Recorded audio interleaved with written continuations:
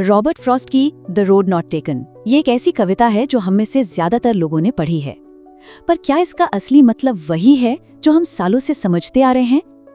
चलिए आज इसी मशहूर कविता की परतों को खोलते हैं और इसके छिपे हुए मतलब को समझने की कोशिश करते हैं। हाँ, ये लाइनें मैंने वो राह चुनी जिस पर कम लोग चले थे और उसी से सारा फर्क पड़ा। इनको सुनते ही दिमाग में एक ही बात आती है, हिम्मत, कुछ अलग करने का जज्बा, है ना? भीड़ से हटकर अपनी राह बनाना। पर क्या सच में कविता का मतलब सिर्फ इतना ही है या कुछ और भी है? और यही सवाल इस कविता को देखने का हमारा पूरा नजरिया बदल सकता है। सोचिए जरा, क्या हो अगर दोनों रास्ते लगभग एक जैसे ही हों, अगर उनमें कोई खास फर्क था ही नहीं? इसी सवाल का जवाब हमें कविता के अंदर ही मिलेगा।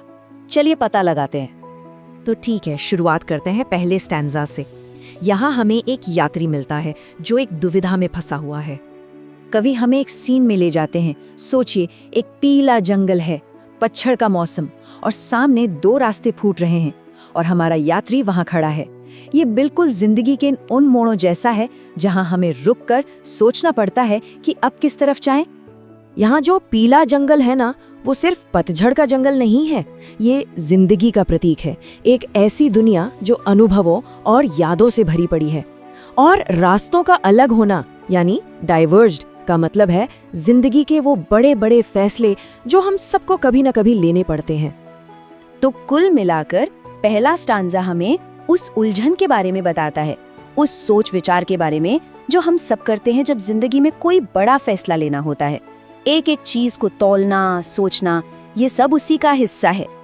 चलिए अब आते हैं दूसरे स्टांजा पर। और यहीं पर वो कहानी जो हम सब सुनते आए हैं वो टूटने लगती है। ध्यान से सुनिएगा। शुरुआत में तो कवि ऐसा दिखाते हैं कि दूसरा रास्ता ज्यादा अच्छा था, उस पर घास थी, ऐसा लग रहा था कि उस पर ज्यादा लोग नहीं चले। लेकिन अगली ही लाइनों में वो अपनी बात पलट देते हैं। वो कहते हैं कि असल में तो दोनों ही रास्ते लगभग एक बराबर ही घिसे हुए थे। तो देखिए, दावा कुछ और था और हकीकत कुछ और। लगा कि एक रास्ता बेहतर है, कम इस्तेमाल हुआ है, पर सच तो ये था कि दोनों रास्ते असल में एक जैसे ही थे, किसी में कोई खास बात नहीं थी। और यही इस कविता का सबसे बड़ा ट्विस्ट है। बात ये नहीं है कि यात्री ने कोई बहुत हिम्मत वाला अलग थलग रास्ता चुना, नहीं, उसने तो बस दो एक जैसे दिखने वाले रास्तों में से किसी एक को चुन लिया। असली फर्क रास्ते में था ही नहीं, वो तो कहीं और छिपा था। तो अब जब हम ये समझ गए हैं कि दोनों रास्ते लगभग एक जैसे थे, तो सवाल उठता है कि आगे क्या हुआ। चलिए तीसरे स्टैंजा में देखते हैं कि चुनाव करने के बाद क्या होता है। यहाँ कवि एक और बात साफ करते हैं कि उस सुबह दोनों ही रास्तों पर ताजी पत्तियां थी, मतलब उन पर कोई चला नहीं था। लेकिन जैसे ही वो एक रास्ता चुन लेते हैं, उन्हें एक बात का एहसास होता है कि अब लौटना मुमकिन नहीं होगा। पर ऐसा क्यों? इसका जवाब इस लाइन में है। कैसे एक रास्ता दूसरे रास्ते की ओर ले जाता है। जिंदगी में भी तो ऐसा ही होता है ना?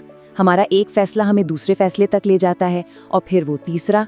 ये एक चेन रिएक्शन की तरह है। हम हमेशा आगे बढ़ते जाते हैं। उसी चौराहे पर लौटकर दूसरा रास्ता चुनना लगभग नामुमकिन हो जाता है। और अब हम आते हैं कविता की सबसे मशहूर और शायद सबसे ज्यादा गलत समझे गए हिस्से पर, आखिरी स्टैंजा। सवाल ये है कि क्या यहाँ यात्री अपने अतीत के बारे में बता रहा है या फिर भविष्य के लिए कोई कहानी तैयार कर रहा है? इन लाइनों में सबसे जरूरी शब्द है मैं बता रहा हूँगा, यानी आई शैल बी टेलिंग। ये भविष्य की बात है, फ्यूचर टेंस। वो ये नहीं कह रहे हैं कि उन्होंने क्या किया था, बल्कि ये बता रहे हैं कि सालों बाद वो इस किस्से को कैसे सुनाएंगे। और वो जो पॉज है ना, और मैंने, वो इस कहानी को और भी दमदार बना देता। देखिए, हेंस का मतलब ही है भविष्य में, और वो जो आ है यानी साए, उसका भी कोई एक मतलब नहीं है। हो सकता है ये गर्व की आह हो, या शायद पछतावे की, या फिर बस जिंदगी की इस पहेली पर एक गहरी सोच कि चीजें कैसे बदल जाती हैं। तो बात एकदम साफ है। आखिरी स्टैंजा किसी सच्चाई को बयान नहीं कर रहा, बल्कि एक कहानी गढ़ रहा है। यात्री अपने एक आम से फैसले को भविष्य में एक बहुत बड़े साहसिक कदम की तरह पेश करेगा। तो फर्क रास्ते ने नहीं डाला, फर्क तो उस कहानी ने डाला जो उस रास्ते के बारे में सुनाई गई। तो फिर इन सब बातों का मतलब क्या निकलता है? अगर ये कविता सिर्फ हिम्मत दिखाने या भीड़ से अलग चलने के बारे में नहीं है, तो फिर इसका असली संदेश क्या है? यहाँ ये फर्क बिल्कुल साफ हो जाता है। जो हम सोचते आए हैं वो एक मिथक है। असलियत ये है कि ये कविता इस बारे में है कि हम इंसान अपने फैसलों को कैसे देखते हैं, कैसे हम उन्हें सही ठहराते हैं और कैसे हम अपनी जिंदगी को मतलब देने के लिए कहानी बना लेते हैं। हम अपने छोटे छोटे फैसलों को भी बड़ा बना देते हैं। तो कविता का असली संदेश ये है कि आज हम जो भी चुनते हैं वही हमारा कल बनाता है। भले ही रास्ते एक जैसे लग रहे हों, एक बार जब फैसला हो गया तो हो गया, फिर उसी पर आगे बढ़ना होता है। इसलिए ये कविता हमें याद दिलाती है कि हमें अपने फैसले बहुत सोच समझकर होशियारी से लेने चाहिए। और आखिर में ये कविता हम सबके लिए एक सवाल छोड़ जाती है। हम अपनी जिंदगी के चुने हुए रास्तों को कैसे याद करते हैं? क्या हम उन्हें वैसे ही देखते हैं जैसे वो असल में थे, या हम भी उन्हें एक ज्यादा दिलचस्प, ज्यादा साहसी कहानी का रूप दे देते हैं? सोचने वाली बात है।